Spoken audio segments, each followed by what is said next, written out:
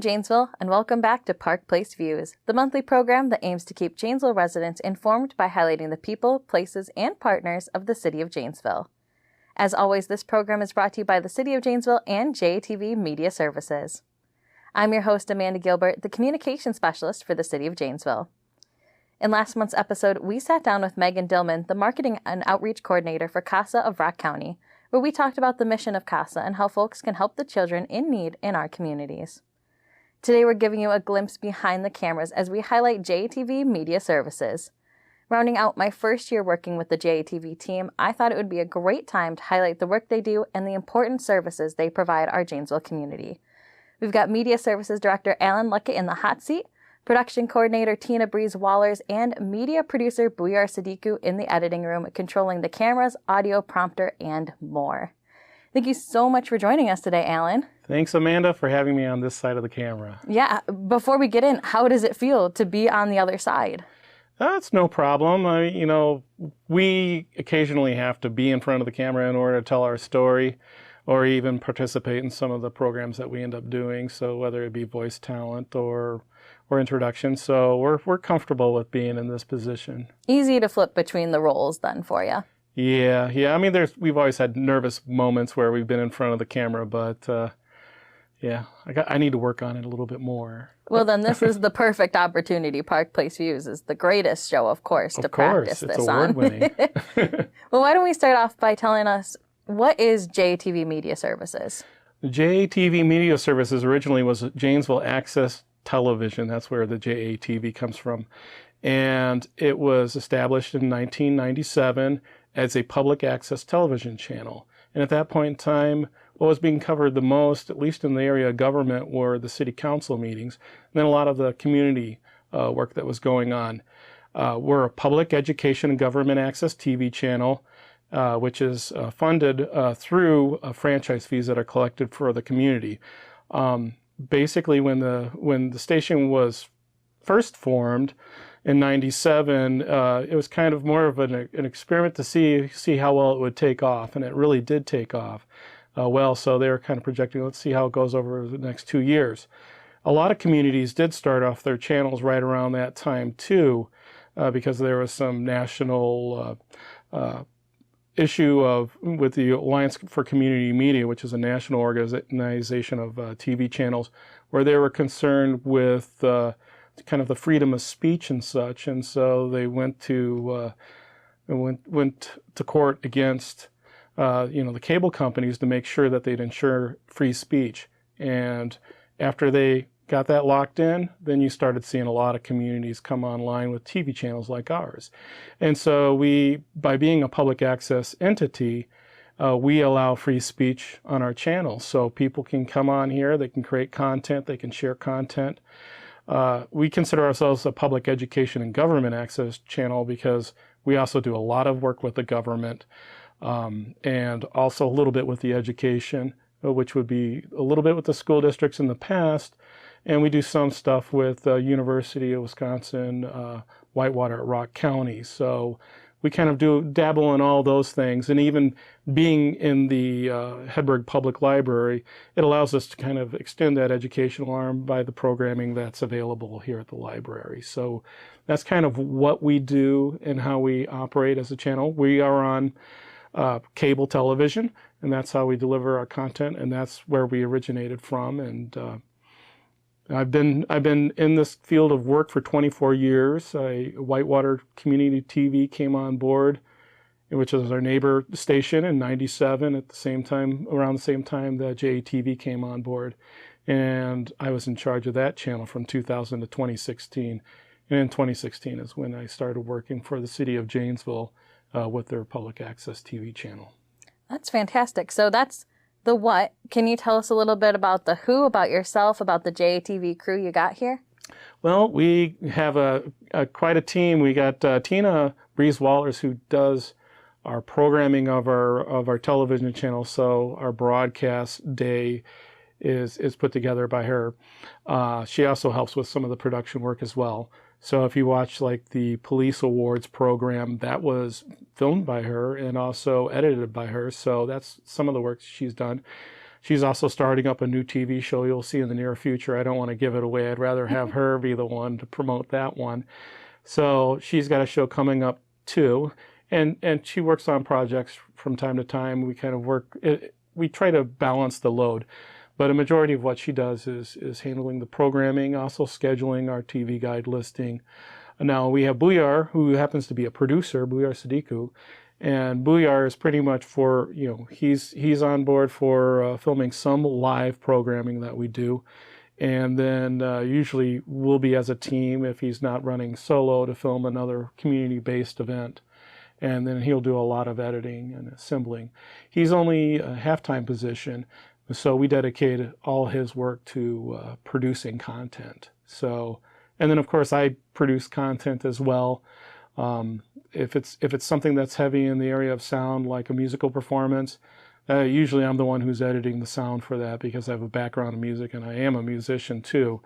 So that's kind of our roles within the department here. I do cover the city council meetings, so if people are at the city council meetings and they wonder who the guy behind the equipment is, I attend that one because most of the meetings all funnel down to the city council, and I like to be present because it's the most important meeting that we record for the city, and I like to make sure that I'm on top of what's going on and aware of where the city's going. Yeah, absolutely. So between the three of you, you're a small but mighty team. You're projected to have produced over 240 programs in 2024 alone. Mm-hmm. What kind of programs does that entail? Well, in the area of government, we do City Council, Plan Commission, Alcohol License Advisory Committee, Community Development Authority, and Historic Commission. And we do those all on a monthly basis. Some of them are twice a month. It depends on also whether they have an agenda to even work with. I mean, Community Development Authority, it seems like they're about 8 times a year. But that's in the realm of government. Outside of that, we'll do special projects for the government. For example, we recorded upstairs here in the library the zoning rewrite. So that was something that the community will hear more about in the near future because we're trying to make sure that our ordinances are all up and current. And so that's being a rewrite. So we'll have public meetings like that are available. We also do training for the different departments. So the police department, the fire department, and a lot of the stuff we do for them, can save lives. That's how important it is. And especially when you have a presentation that might happen at 7 a.m. in the morning, well, there's 3 shifts of people or 2 shifts of people that won't see that one production. So that's the big bonus of the work that we end up doing, at least in the training area. Now in the community, this past year we've recorded lots of concerts that are in the community. We've done some with the University of Wisconsin at Rock County. And then other than that, we do Meet the Artist, which is a program that highlights the artists that are going to be on display here at the Hedberg Public Library. We do that with Teresa Wen, who happens to be a volunteer that I've worked a lot with in other projects as well. And for example, we also did a show called Tales of Our Heritage, and we did a whole series. We did one, Tales of Old Marshall, Tales of Downtown, Tales of Our Farms, Tales of Adventure, and each one's kind of a documentary in itself. So those are some of the things that we end up doing. It's pretty wide variety. I mean, even McDowell Music Club do performances where they have scholarships, and so we'll record something like that. Janesville Art League did a program on they do kind of what they call a rap workshop, which is Wisconsin Regional Arts, and they did a thing on woodworking. So it's kind of dyeing and woodworking and creating a kind of a 3-dimensional art piece, and that was presented by a local artist, actually out of Cambridge. So, I mean, the variety of stuff that we do is all over the place, so it's never a boring job. It's very cool. You have tons of variety, you mentioned. Meetings, different government programmings, trainings, events. You're doing so many different things. Do you have a favorite to film? It's kind of, I think anytime I'm involved with working with a volunteer or a group that we're helping to support, those are the rewarding ones. So it's mainly whatever partnerships we can have with the city. And the other thing too is providing information to better inform the community about the services that the city has. So I think working with the volunteers, educating the community, any kind of programming that's along that line. If I could do more of one area, I'd probably want to go in the direction of documentary work, because I think there's a lot of history here that gets shared maybe at the Rock County Historical Society, but not really out to the community at large. And I wouldn't mind doing more in the realm of historical programming, because even we've touched just a little bit of that with our Tales of series, but there's, we could create a whole bunch of stories. And the beauty of being in the public library is the fact that we have a Janesville room, which has all kinds of books and information to help us with creating those stories. And I wouldn't mind doing more, documentary programming. Yeah. And I mean, ultimately, our channel is, doing documentaries on a daily basis. Everything that we record is documenting our city and sharing it over and over again with the community.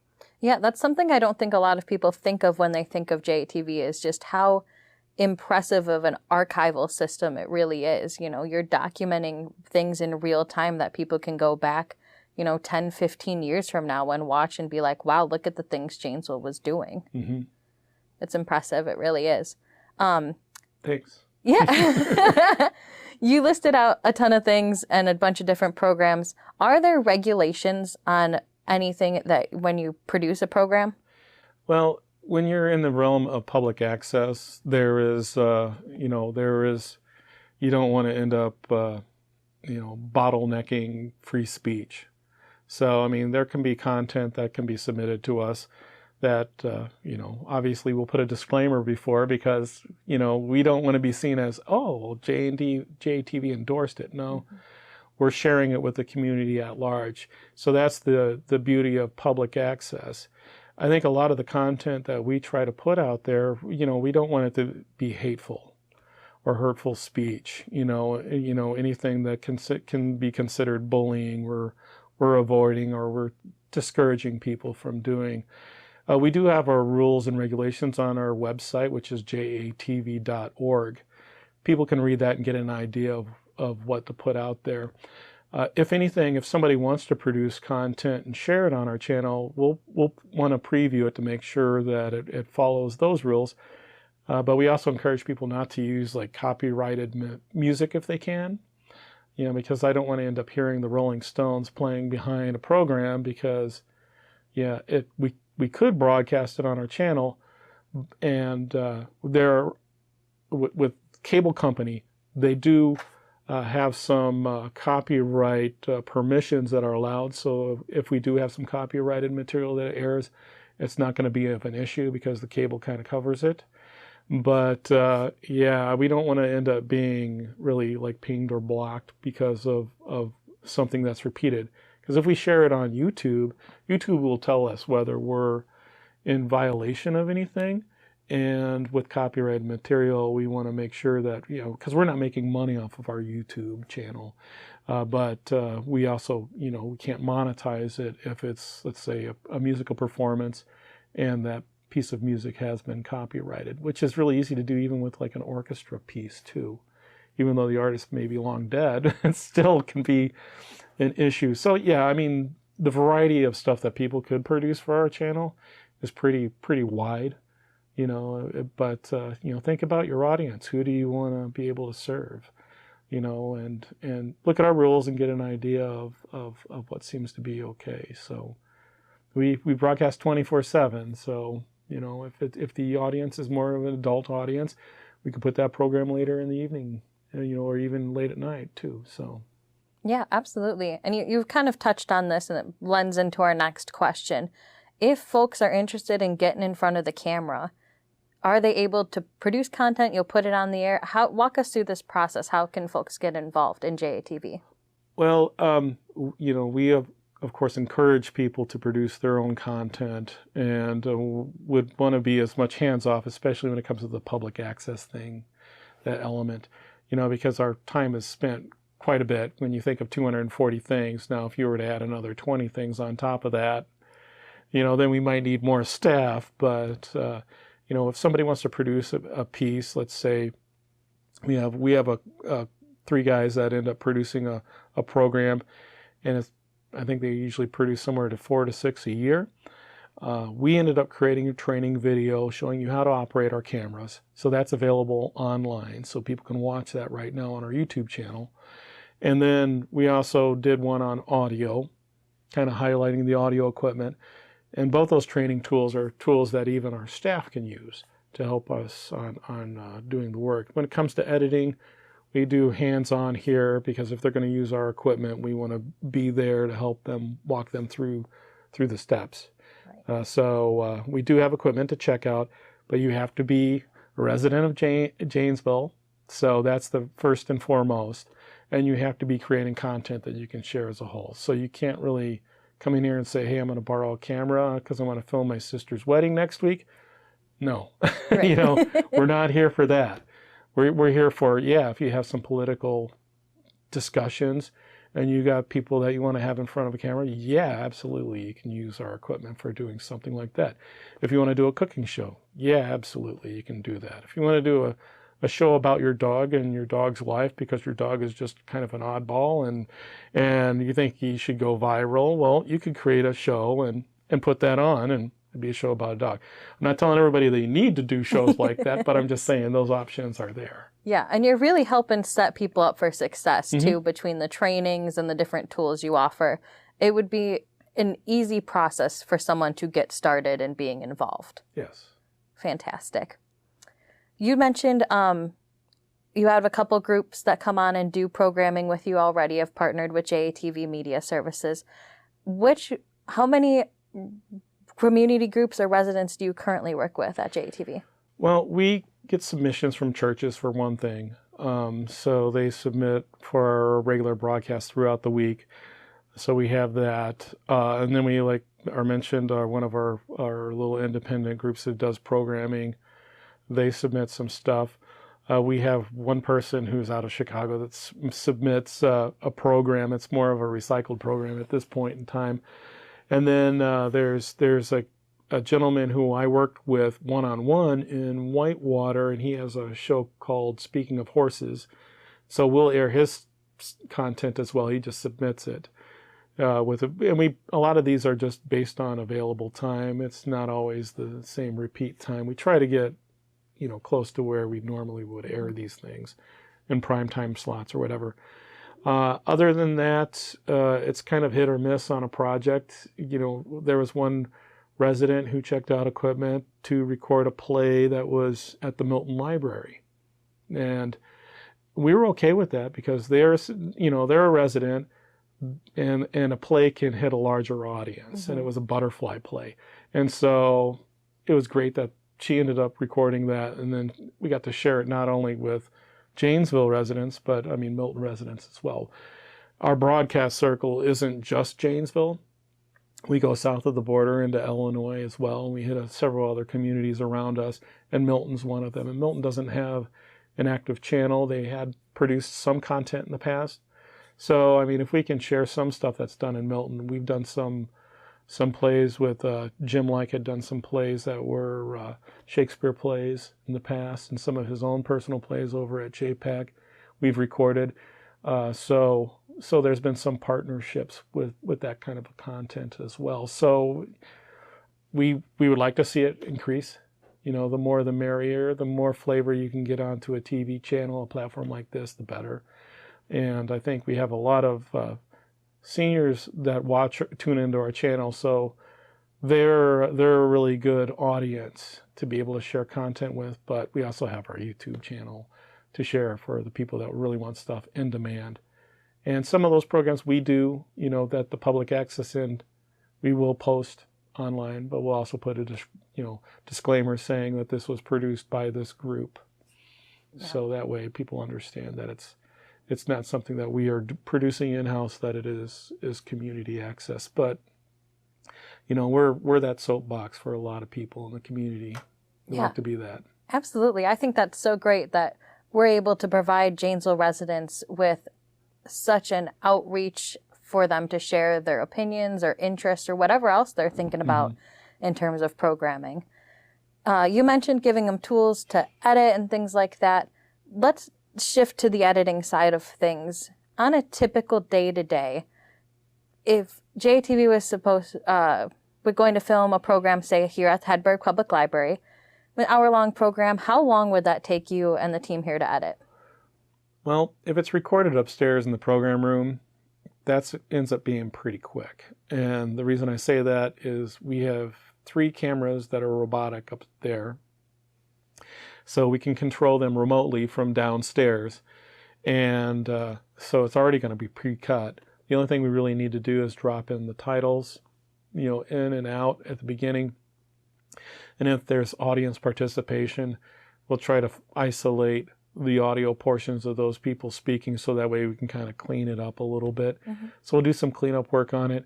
I mean, it depends on the project. I mean, if it's an hour long and there's some minor cleanups that need to be done, you know, I might dedicate a couple hours beyond that project just to kind of bring it to completion. And if we're starting to do closed captioning as well.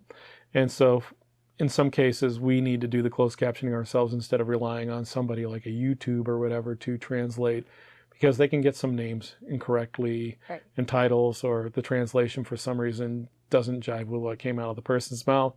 So that will add some time on there, depending upon what the subject matter is. So if it's a real tangled mess, then it could be, you know, a 1 hour program could take me 2 hours just to kind of go through and proof the closed captioning. So, you know, we want to be able to serve all the citizens, even the hearing impaired. So yeah, you know, it depends on the project. I mean, if it's a concert where you have multiple cameras, that can be taxing, especially if you have to color match things, because you can take this to an extreme level. You know, you can do cinema style work here, or you can do really simple, you know, public meetings and that's it. But if you want it to really shine, you know, it really depends, you know, that how many people are going to be present to record that event. You know, is if the program is an hour and a half long and all of a sudden it requires 3 people or 2 people, you know, start multiplying those hours on top of it, and then the time spent to produce it and polish it, it can take a while. If it's a reoccurring event, then usually we have a template that's already made up. So that way we can use the same template for the same project. So that way we're not, you know, creating something fresh, brand new every time. Kind of like tuning into Austin City Limits. You know, it's always going to have the same intro and outro, you know, and then yeah, the majority of the work is that performance. So that would be an example. So yeah, it really depends on what the project is. If it's just one camera and a talking head, you know, it can be done pretty quick. It's just drop in a few titles and clean the sound up. But if it's multiple cameras and it could be 32 microphones for like a full orchestra, you know, with a microphone on every single one, then that's adds up hours. Quick. That's hours that could be, you know, you could be spending a day on it and then take a break and then start it up again.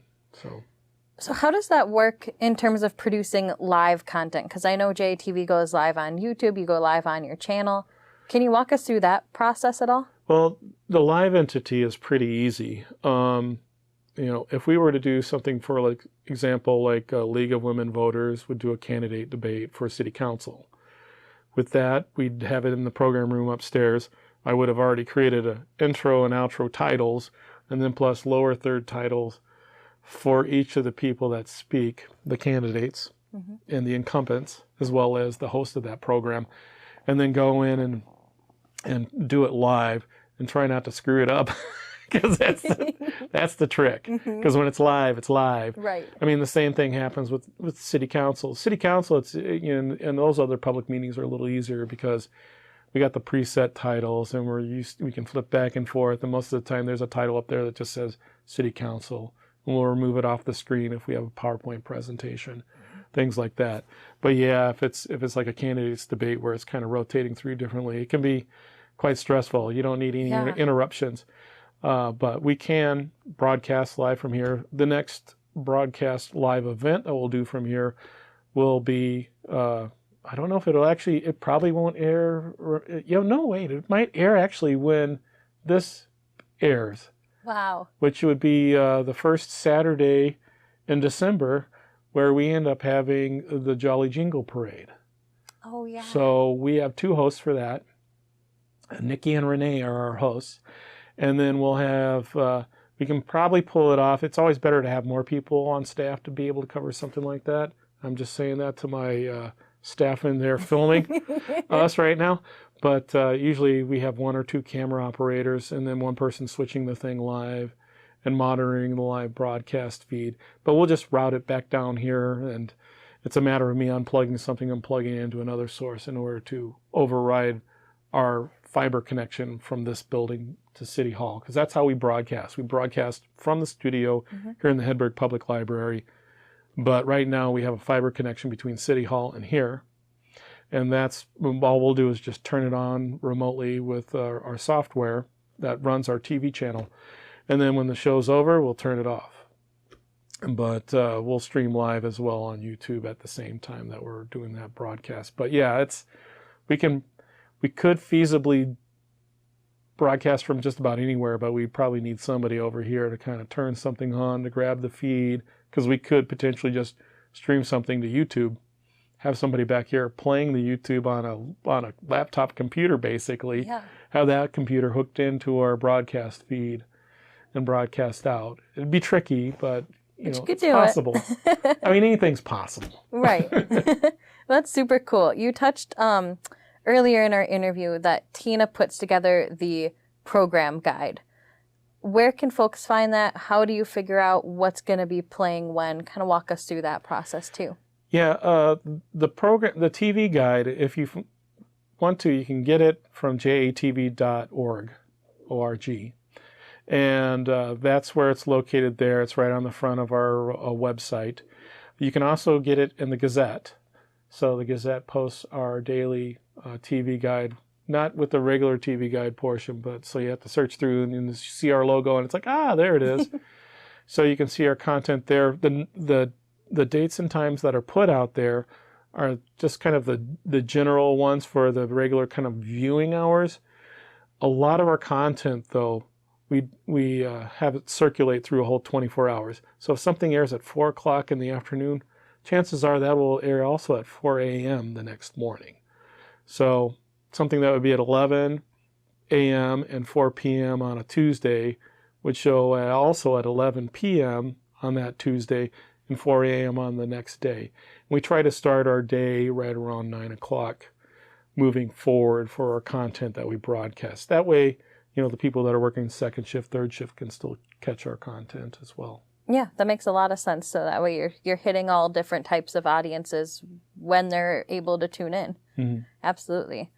Something that the JATV viewers might not know is that the team is an award-winning team. And just last year alone, if you didn't notice, there's awards all around here. Let's see. The awards here. Yeah, that one was a good one. Last year, you guys received the Excellence Award for Tales of Adventure with the Wisconsin Community Media. Yeah. Can you tell us about the awards program and what it means to receive an award like that? Well, the Wisconsin Community Media, I'm thinking member-wise, it's about 50-plus stations. At the most, I think it got up into the 60s. But it's a statewide organization. It kind of formed out of the Alliance for Community Media because they had a conference that was either in Milwaukee or Chicago. And a bunch of people from Wisconsin were there like, hey, we should form this thing. So they formed it right around 2000. And we've been a member forever. And when I was working Whitewater, we were members as well. But we submit our content, and it ends up being judged by not only volunteers and professionals, but also station people like ourselves. So it's our peers looking at our work and giving us positive feedback, on things, or even just saying how wonderful it is. So it's always really great to hear the judges saying, "Oh, this is awesome." So yeah, it's really rewarding. That presentation for the awards happens in spring. So it's for the whole course of a year. So we have to think about our 2024 and what we consider the best of the best of what we produce. And then we'll submit that to the Video Festival for judging. And from there, we'll go to wherever the conference is being held. I'm not sure if it's being held in Milwaukee or Madison. I think they're looking in the Madison area. It might be Pewaukee. I don't know. I'm supposedly on the committee, but we haven't really come down to a final place as far as I know. But nonetheless, it would be a presentation, live event. If it's an Excellence Award, you get to see a clip from that program that gets shown at the dinner function for the awards banquet. And it's kind of interesting because last year I was one of the announcers, so it's always kind of weird when you're announcing the award winning and it happens to be you. Luckily enough, the volunteer co-producer, Teresa Nguyen, was there to receive the award, so it's always good if you can get your volunteers up, especially when they're award winning. And I think that's the cool thing about the awards. When you see the volunteers that are winning these things, the public access end of things, that's the real rewarding thing. So I mean, that's why I would love to see more public access work here, is because I'd rather celebrate those people participating in it, more so than even ourselves. But with the Tales of that particular program, Frank Schultz was also involved with it. You might have heard that name around town. So he's a retired newspaper guy, and he helped out with Teresa Nguyen, and they did a majority of the interviewing. Teresa did a lot of the editing, a lot of the fine polishing, and kind of bringing it to, making it a little bit better happens here in the studio. But even the music for that program a lot of it was written by Teresa and performed by several other volunteers as well. I'm actually one of the musicians that was playing bass guitar on a lot of the tunes. So it ends up being a full-blown, piece. And then if we need to telling that particular story, we had to use a lot of images because we were talking about history. Mm-hmm. And there's some local photographers who submit their content, and we give them support. Like Kim Hoholek, is one person who did a lot of the Native American, photography that was in there. And there's a couple other photographers like Pat Sparling, and there's another one which I fail to remember right off the top of my head. But the more work you can get from the community, then you can celebrate when you win with all those people, and it becomes a much more positive, grand performance. So yeah, it's really nice to be able to win an award and get up there and speak to the people and hearing the people talk about their experiences in producing content. Yeah, that's super cool. And as if anyone needed another reason to join in the JATV team and produce their own content, now you could potentially win an award too. So just another incentive in the bucket for people. Yay! Outside of the awards, though, JATV Media Services had a phenomenal year. I mentioned at the start of the program, you're projected to finish 240 programs. You implemented closed captioning and migrated from analog to digital all this year alone. Mm-hmm. As we move into 2025, what's on the horizon for JATV? Well, I'm waiting to hear from TDS because we want to get on their platform because they're the other cable subscriber other than AT&T, which has UVerse. But I'm thinking that the subscription for them is tiny to none. Right now, we only broadcast on Spectrum, which is former Charter, on channel 994. So we're looking forward to being on TDS as well. Our signal is digital going out to Charter, but it's a standard definition signal, so it's a lot less of a quality than this big TV monitor here. But TDS carries a lot of the communities they've come into in high definition, and so I'm looking forward to being on their system. It's really based on the build out of their fiber down Main Street, and they do fiber to the home, so they would be doing fiber to here, and then we'd have a dedicated line back to their head end for broadcast. So I'm looking forward to that. And we're going to be partnering with you in the city manager's office hopefully to inform community more about the things that are maybe underutilized by the city, highlight the council meetings after the council meetings. Because when we record a meeting like that, it can be 2 hours long, and a lot of stuff gets discussed. And if you read an article in the paper, it might take you 5 minutes to read it, or read the minutes. It takes you 2 minutes to read it, because they're called minutes, not hours. And it'd be nice to kind of highlight a little bit more importantly some of the things that were discussed, so that the residents have a better understanding of where the city's coming from. And I mean, transparency is just a huge bonus. That's the main bonus of this channel, is that we're really keeping the city government, visible to the community. I always want to tell people, vote for your city council members, because they're the ones who have probably the biggest influence on where your property taxes go, and how does it support that community. So it's really key. I mean, national elections are important too, but, think about what's happening here at home. So I think if we highlight more of the city council meetings and kind of a recap, I think that'd be a big plus. Talking about services, people start raking their leaves out to the curb. Yep. Do they know when that really needs to happen?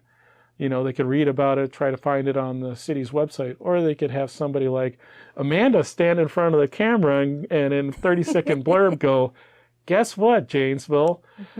On November blah, blah, blah to blah, blah, blah, we're going to be doing this section of town for leaves. Be sure to look at this map, Yep. and as we do content like that, I think, those public service announcements would definitely end up reaching a larger audience, because I think a lot of people like to have content fed to them, especially the doom scrolling people that play with their phones. Yes. So instead of reading, a 4 or 5 page document or doing that searching, but it'd be nice to be able to say, hey, this is available to you. And if we can put that across multiple platforms and multiple Facebook pages and such, I think we'll just, be a more connected community. So I'm looking forward to connecting more with the community in 2025. Awesome. Lots of big things coming down the pipeline then. We're just about out of time today, Alan, but before I let you go, if people want additional information, or they're maybe interested in setting up a program of their own, how can they reach out? Well, they could email us at info@jatv.org. ORG meaning, it's like a nonprofit organization. So that's our website, our email address. Our website is jatv.org. That's where you can see the rules about how we operate, and that way you can get some guidance on how to do things. And I'd say subscribe to, and I don't know if we mentioned it, our YouTube channel, which is JATV Media. So if you go to YouTube and plug in the word JATV Media without any space in there, then you'll be able to find our YouTube channel. And as long as you have a Gmail account, you can subscribe. And then you'll get a ping whenever we end up posting something online, or whether it has a debut, because we try to put our content on YouTube at the time that we broadcast it on our channel. So when Park Place Views is aired on the first Saturday of December, we'll also have it showcase on our YouTube channel as well. But I'd encourage people to go to the YouTube channel, kind of get an idea of what content we have out there. The beauty of it is it's an on-demand service, and you don't have to pay for it. Yeah, there might be some commercials that pop up, but at least you can see a lot of our content that we would have on our TV channel, on our broadcast, so that way you don't miss out on those things. And you can watch the programs live as they come out, or just watch them pre-recorded. But yeah, check out our channel there to give you an idea of what we create, and maybe get some ideas on what you want to create to be able to share with the community at large. Well, awesome. Thank you so much for joining me in the hot seat today, Alan. Woo! Thank you to Tina and Booyar back in the production studio, making us look and sound as pretty as we do right now. The three of you are such an impressive team, and I have so much fun working with you guys, and I know you're so appreciated by everyone you work with and by our viewers as well. Thanks. Yeah, I was a little nervous here. Yeah, me too. But we won't tell them. All right. Speaking of our viewers, I want to thank everyone for tuning in today and for all you do to help make Janesville a community of choice to realize life's opportunities. I invite you to stay connected with the city by following us on Facebook, X, and Instagram, signing up for notifications from the JPD via the Nixle app, and signing up to receive city press releases by visiting janesvillewi.gov/email lists. For Park Place Views and the City of Janesville, I'm Amanda Gilbert. Thanks for tuning in, and we'll see you again next year.